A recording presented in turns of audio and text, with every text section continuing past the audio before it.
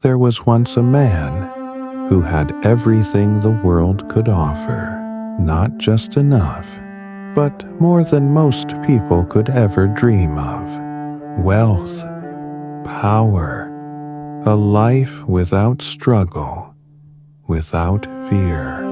From the outside, he was the definition of success. But one day, he did something that didn't make sense. He walked away from all of it, not because he failed, not because he lost everything, but because he realized something most people never dared to face. None of it could truly make him happy. Now ask yourself, if you had everything, would you actually feel at peace? Because what he discovered next didn't just change his life, it quietly changed the lives of hundreds of millions of people for over 2,000 years. And tonight, this isn't just a story about Buddhism. This is about something much closer to you, your mind, your thoughts, and the hidden reason you're not at peace. Most people think Buddhism is a religion, but what if it's something deeper than belief, not something you follow, but something you understand? The man who had everything and walked away. There was once a man who had everything the world could offer, not just enough, but more than most people could ever dream of. Wealth, power, luxury beyond imagination. His life looked perfect. No struggle, no uncertainty, no fear about the future. From the outside, he was the definition of success. But one day, he did something that shocked everyone around him. He walked away from all of it, not because he lost it, not because he failed, not because life turned against him, but because he realized something far more unsettling. None of it could truly make him happy. Think about that for a moment.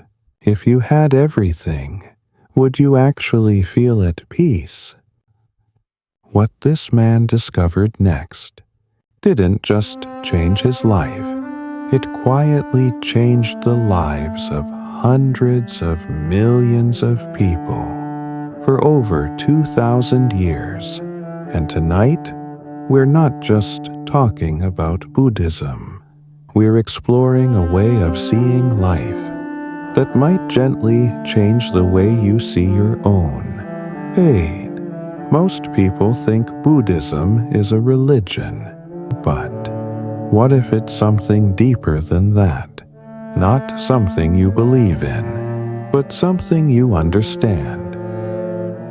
Buddhism began over 2,500 years ago, from a single word, Buddhi, meaning to awaken, not to worship, not to blindly believe, but to wake up, to see reality clearly, without illusion. For many people, Buddhism isn't just a religion.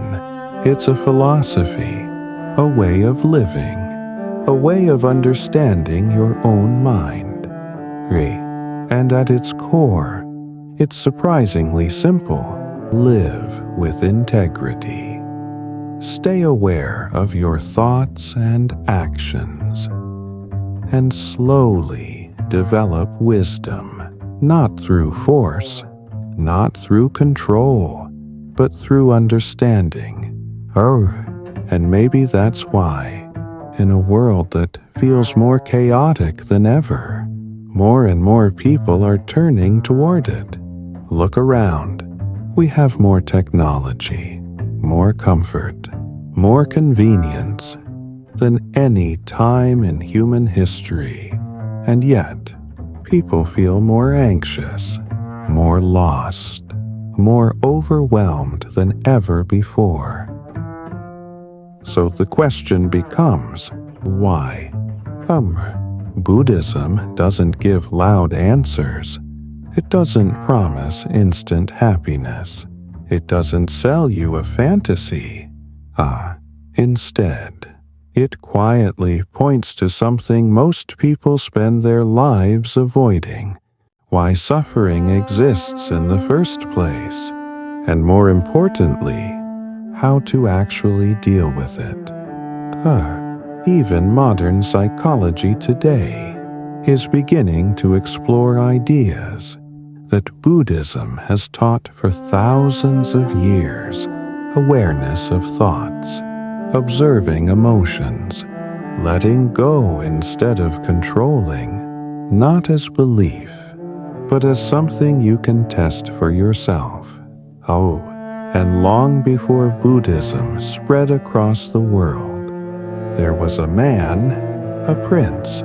His name was Siddhartha Gautama. He was born into royalty in a place called Lumbini, in what is now Nepal. From the moment he was born, his life was designed to be perfect. He had everything: luxury, comfort, protection from suffering. And his father made sure of one thing: he would never see pain, no sickness, no aging, no death, just beauty and pleasure. But reality always finds a way in. The moment that changed everything. One day, something unexpected happened. Siddhartha stepped outside the palace. Just a simple moment. Nothing extraordinary. But what he saw changed his life forever. For the first time, he saw an old man. His body was weak, his back bent, his steps slow and fragile. Every movement looked like a struggle. Siddhartha was confused. He had never seen anything like it. What happened to him? He asked. And for the first time, he heard the truth. This happens to everyone. If they live long enough, everyone, no exceptions. Then he saw something else. A sick person, lying there, in pain, breathing heavily, suffering in a way that couldn't be hidden. Again, he asked, why is he like this? And again, the answer came. This too is part of life. Then, the third sight. A body, still, silent, lifeless, no breath, no movement, no future. Death. Siddhartha stood there, trying to understand. Everything he had known, everything he had been protected from, was suddenly breaking apart. Will this happen to me too? The answer was unavoidable. Yes. We all age, we all get sick, we all die, no matter how powerful, no matter how rich, no matter how carefully we try to avoid it. And then he saw something completely different. A wandering monk. No wealth, no possessions, no protection, and yet calm, peaceful, at ease. There was something about him, something quiet, something steady, that stood in complete contrast to everything Siddhartha had just seen. In that moment, a question began to grow inside him. Not a small question, but one that would not let him go. Is there a way to live without being destroyed by suffering? Because suddenly, His perfect life didn't feel perfect anymore. It felt fragile, temporary, uncertain. Everything he once trusted now felt incomplete. And this is the moment most people try to avoid. We distract ourselves. We stay busy. We chase comfort. We scroll. We consume anything to not think about it. But Siddhartha didn't look away. He looked deeper. At the age of 29, he made a decision that shocked everyone around him. He walked away from his palace, from his wealth, from his future as a king, even from his own family, not because he didn't love them, but because the question inside him had become stronger than everything else. Is there a way out of suffering? And once you truly ask that question, there's no going back. The search, 6 years at the edge. Once Siddhartha left the palace, there was no turning back. The comfort he had known was gone. The certainty, gone. Everything familiar, left behind. Now, he was just a seeker, alone, with one question: how do you end suffering? For 6 years, he searched, not casually, not halfway, but with absolute intensity. He studied under great teachers, masters of meditation, masters of philosophy. He learned everything they could offer, techniques to quiet the mind, to detach from the world, to go deeper into awareness. And for a while, it seemed like he was getting closer, but something wasn't right. The suffering wasn't gone. It was quieter, more subtle, but still there. So he went further, much further. He turned to extreme asceticism. He denied his body, denied comfort, denied even basic needs. He ate almost nothing, pushed himself to the very edge of survival. At one point, he became so thin, you could see his bones through his skin, his body barely alive, his energy almost gone. And still, no answer, no freedom, no end to suffering. He believed, if I eliminate all desire, I will be free. But what he found instead was something unexpected. The suffering didn't disappear. It just changed form, from desire to pain, from attachment to exhaustion. Different shape, same problem. And this is something most people never realize. Going to extremes doesn't solve the problem. It only moves it. Then one day, something shifted, not outside, but inside him. He saw something simple, almost obvious, but incredibly powerful. Extreme doesn't lead to truth, not indulgence, not self-torture, but something in between. The middle way. Not too much, not too little, not running toward pleasure, not running away from pain, just seeing clearly. And for the first time, his path became quiet. No more forcing, no more chasing, no more trying to win against suffering. Just observing, understanding, being present. That realization changed everything. Because sometimes the answer isn't found in doing more, but in seeing differently.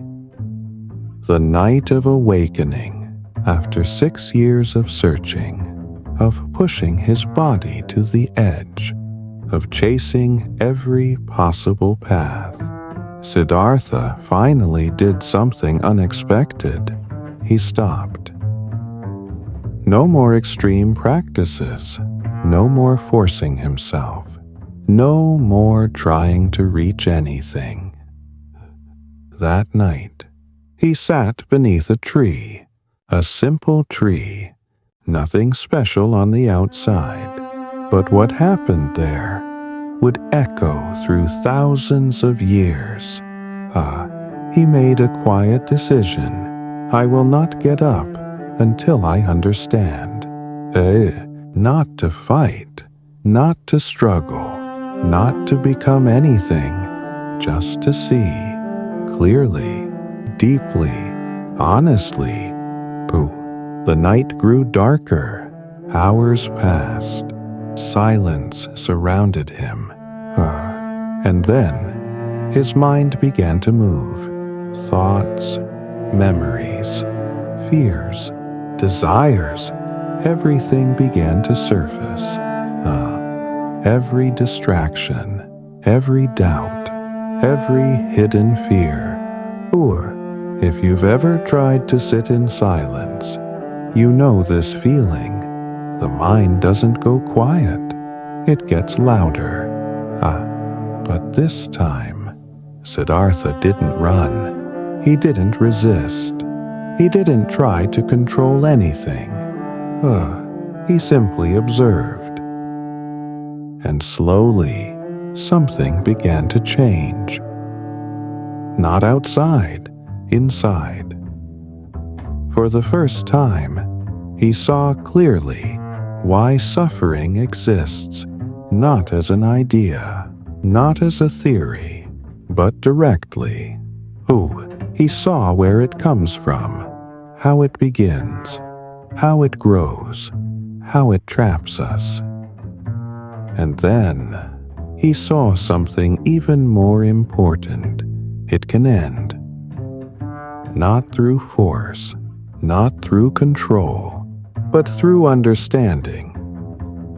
As the night came to an end, something shifted completely. The confusion was gone. The struggle was gone. The searching was over. In its place, there was clarity, peace, stillness, art, not the kind of peace that depends on circumstances, but something deeper, unshakable. At that moment, Siddhartha Gautama became the Buddha, the awakened one. He was 35 years old. But here's what's important. He didn't become a god. He didn't gain supernatural power. He didn't become something other. He simply woke up. Woke up to reality, as it truly is. And from that moment forward, he made a choice not to keep this insight for himself, but to share it. For the rest of his life, he walked from place to place, teaching, explaining, guiding others. Not asking them to believe, but inviting them to see. Because what he discovered was not something special to him.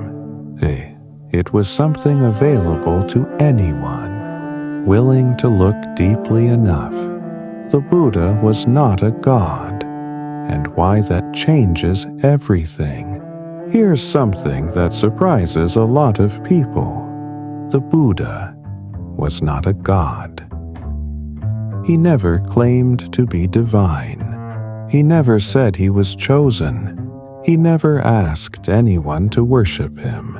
Only, in fact, he described himself in the simplest way possible, a human who woke up. Ooh, think about that for a moment. Not a god, not a savior, just a person who saw clearly. And that changes everything. Because if he were a god, his story would feel distant, untouchable, impossible to follow. But if he was human, then what he discovered might be possible for you too. That's why his teaching was different. He didn't say, "Believe in me." He said, "Try it for yourself. Test it. Observe it. Experience it." He encouraged people to question him, to doubt him, to explore everything through their own experience.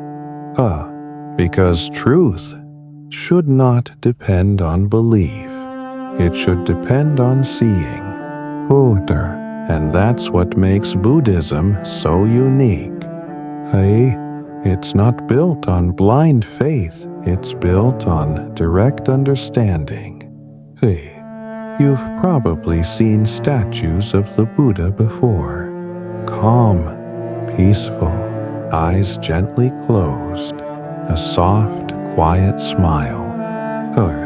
And maybe you've wondered, do Buddhists worship these statues? The answer is not what most people expect. No, not in the way you think.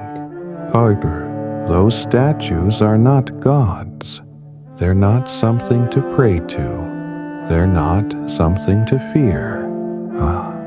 They are reminders. Reminders of peace, awareness, compassion, a reflection of what is possible within you. When someone bows in front of a Buddha statue, they're not asking for something. They're expressing something: gratitude, respect, and a quiet intention to become better, to become more aware, more kind, more present. Now here's a question many people think about, but rarely ask out loud. If Buddhism is so powerful, why aren't Buddhist countries the richest? It's a fair question, but it reveals something deeper. Because Buddhism never promised wealth. It never said, "Follow this and you'll become rich." Instead, it teaches something much more uncomfortable. Wealth does not guarantee happiness, and poverty does not automatically mean suffering. You can have everything and still feel empty. You can have very little and still feel peace. Because Buddhism is not about controlling the outside world. It's about understanding the inside. And once you see that clearly, your priorities begin to change. What you chase, what you hold on to, what you believe will make you happy, all of it starts to shift. The core teachings, the Four Noble Truths. After his awakening, the Buddha didn't teach something complicated. He didn't create a system full of rituals or rules. Instead, he offered something incredibly direct, a framework to understand life, simple, but powerful enough to change how you see everything. It's called the Four Noble Truths.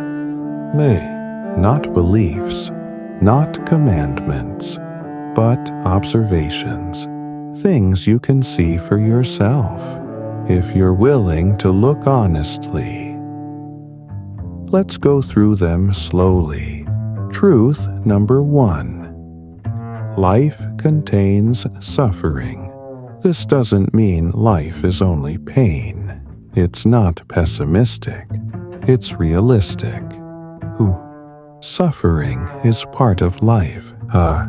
We all experience pain, aging, illness, loss. But it goes deeper than that. Even in good moments, there's something subtle, a quiet tension, a feeling that something isn't fully complete. You get what you want, but the feeling doesn't last. You achieve something, but soon you're chasing the next thing. That subtle dissatisfaction is also part of suffering. And instead of denying it or distracting ourselves from it, Buddhism begins by acknowledging it clearly, honestly, without running away. Because you can't solve a problem if you refuse to see it. Truth number 2. Suffering comes from desire. Now this is where it becomes uncomfortable. Because the problem is not the world. It's our attachment to it. We suffer when we want things to go our way. We expect people to behave a certain way. We chase outcomes we believe will complete us. And even when we get what we want, it doesn't last. The excitement fades, the satisfaction disappears, and then we want something else. Desire creates more desire. It's a loop, endless, bored, not because wanting is wrong, but because we expect it to give us something permanent. In a world that is constantly changing. Truth number 3, suffering can end. This is the turning point. Because Buddhism doesn't just describe the problem, it offers a way out. If suffering comes from attachment, then freedom comes from letting go. Not giving up life, not becoming empty, but releasing the grip. Letting things be as they are, letting experiences come and go without clinging to them. And when that happens, something unexpected appears, peace. Not because everything is perfect, but because you're no longer fighting reality. This state is called nirvana.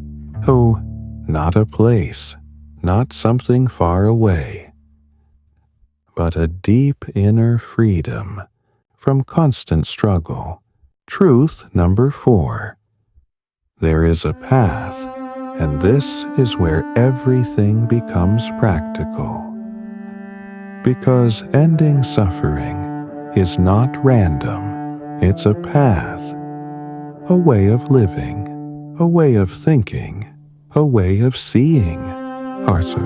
This path is known as the Noble Eightfold Path. Not rules to follow blindly, but a guide to live with awareness. It can be understood in 3 parts: wisdom, right understanding, right intention, seeing reality clearly. Choosing thoughts that do not create harm, ethics, right speech, right action, right livelihood, speaking truthfully, acting with integrity, living in a way that doesn't harm others, mental discipline, right effort, right mindfulness, right concentration, training the mind, becoming aware of each moment, developing inner stability. This isn't something you believe once and you're done. It's something you practice slowly, gently, day by day.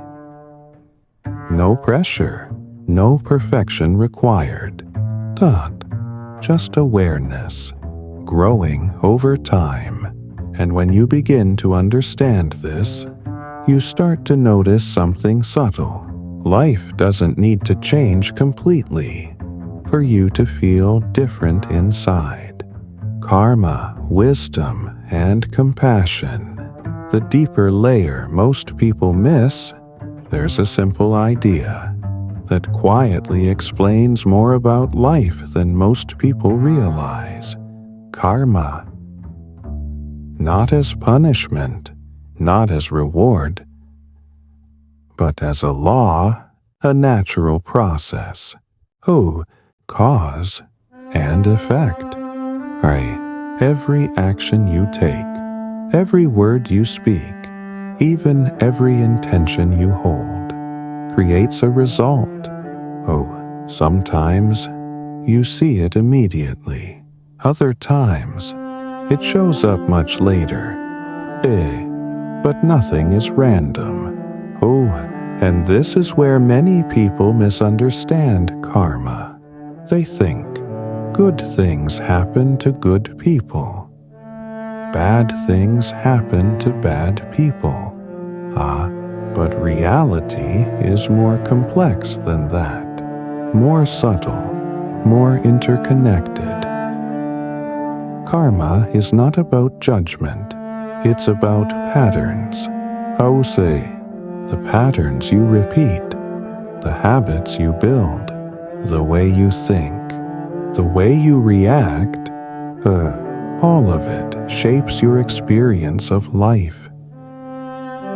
That's why two people can go through the same situation and feel completely different inside. One feels anger, the other feels understanding. Same world, different mind. And here's the most important part. You are not trapped by your past. Because karma is not fixed. It's constantly unfolding. Every moment, you are creating your future. Through what you choose, through how you respond, through how aware you are. Now let's go deeper. In Buddhism, wisdom is not about collecting information. It's not about reading more books or knowing more concepts. It's about seeing clearly. Seeing that everything changes. Nothing is permanent. Nothing truly belongs to us. And when you truly understand this, not just intellectually, but deeply, something begins to loosen. The need to control, the need to hold on, the need to make everything stay. Because you start to see life doesn't work that way. And instead of fighting reality, you begin to move with it. But here's something crucial. Wisdom alone is not enough. Because without something else, it can become cold, detached, even distant. That something else is compassion, not pity, not feeling sorry for someone, but understanding, deep understanding. Because when you truly see your own struggles, your own fears, your own patterns, or you begin to recognize them in others. Their anger, their confusion, their pain. And instead of judging, something shifts. You respond differently, with patience, with kindness, with care. Or not because you're trying to be a good person, but because you understand. And that's the balance Buddhism teaches: wisdom and compassion. Not one without the other.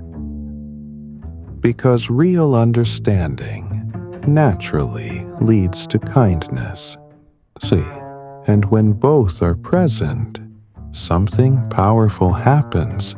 You suffer less, and you cause less suffering for others. The simple rules for a peaceful life, and the final reflection after everything, all the philosophy, all the insight, all the depth. Buddhism comes back to something surprisingly simple. Not complicated systems, not strict commandments. Just a few gentle guidelines for how to live with clarity. They're often known as the 5 precepts. Not rules to punish you, not laws to control you, but tools to help you suffer less. 1. Do not harm living beings, not just physically, but in the way you speak, the way you act, the way you treat others. Because harm doesn't end with others. It always comes back to your own mind. 2. Do not take what is not given, not just stealing objects, but taking advantage, manipulating, crossing boundaries. Because trust, once broken, creates more suffering than we expect. 3. Avoid harmful desires, not desire itself, but the kind that leads to attachment, obsession, or harm. The kind that never feels like enough. 4. Speak truthfully, not just avoiding lies, but speaking with awareness, with intention. Words can heal, or they can quietly destroy. 5. Avoid substances that cloud the mind, because clarity is everything. When the mind is unclear, every decision becomes weaker, every reaction becomes automatic. And suffering increases without you noticing. These aren't restrictions, they're protections. Not for society, but for your own inner peace. So after everything we've explored, a deeper question remains.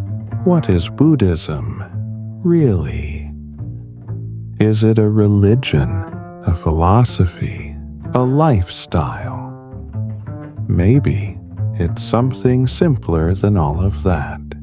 Or a mirror.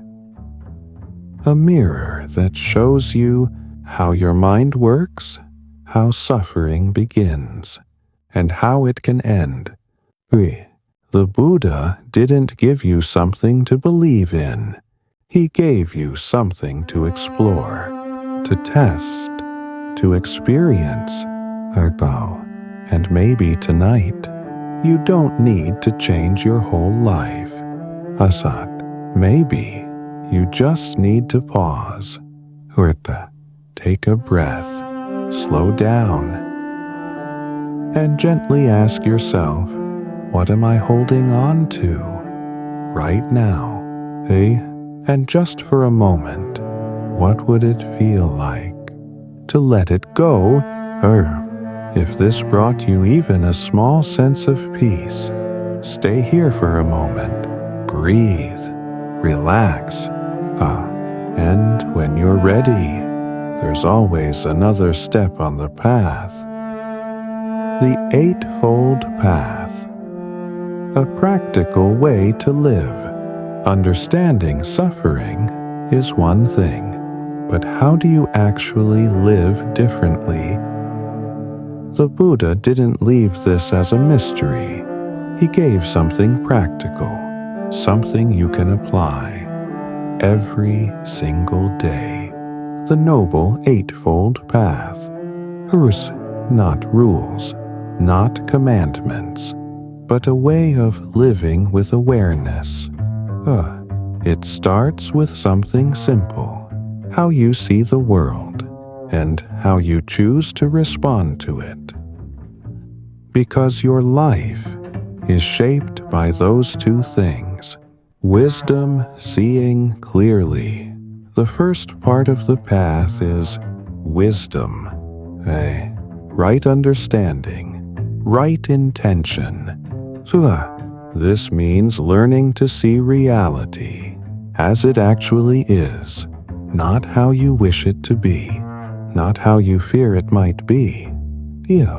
But clearly, I said, and from that clarity, your intentions begin to change. You stop reacting blindly. You stop creating unnecessary suffering. Because you see the consequences before they happen. Ethics, how you interact with the world. The second part is ethics. Right speech, right action, right livelihood. This is about how you show up in the world. The words you choose, the actions you take, the way you earn your living. Because every interaction leaves an impact on others and on your own mind. When your actions are aligned, your mind becomes lighter, more peaceful, the mind where everything begins. The final part is mental discipline, or sat, right effort, right mindfulness, right concentration. This is where real change happens. Ours, in the mind. Because everything you experience, every emotion, every reaction, begins here. And if you don't train the mind, it will control you. But if you become aware, even for a moment, everything starts to shift. Karma, you are always creating your future. There's a quiet law, always at work in your life, karma. Not punishment, not reward, cause and effect. Every thought, every word, every action creates something.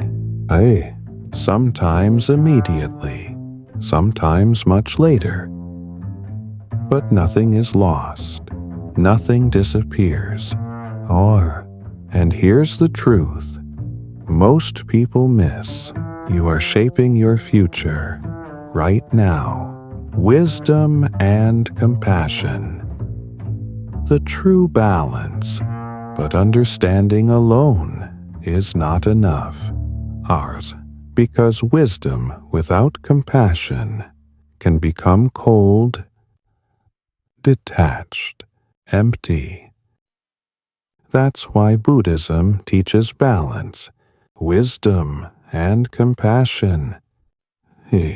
When you understand your own suffering, you begin to understand others. And instead of judging, you respond with kindness.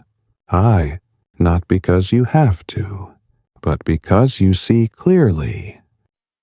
The simple rules. A life with less suffering. After everything, it comes back to something simple. how you live. Do not harm. Do not take what isn't given. Avoid harmful desires. Speak truthfully. Keep your mind clear. Not as rules, but as protection.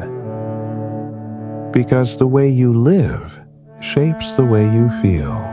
The final question. So after all of this, one question remains. So, what are you holding on to? Oh, a belief, a fear, a desire, a memory, or something you think you need to finally feel okay. But what if you don't need to hold it anymore? What if peace was never about having more, but about letting go? Or tonight, you don't need to change your whole life. Just notice, just breathe, and gently let go a little. So after everything, what did the Buddha really leave behind? Not a system to believe in, not rules to blindly follow, but a way to see clearly, to understand why we suffer, why we hold on, and why we can't seem to find peace, even when everything looks fine. And maybe, just maybe, the problem was never the world around you. It was how you were seeing it. So tonight, you don't need to fix your whole life. You don't need to become someone else. Just pause, take a breath, and gently ask yourself, what am I holding on to? Right now, and for a moment, what would it feel like to let it go? If this made you feel even a little calmer, stay here for a moment. Breathe slowly. Let your mind settle. And when you're ready, there's another story waiting for you right after this.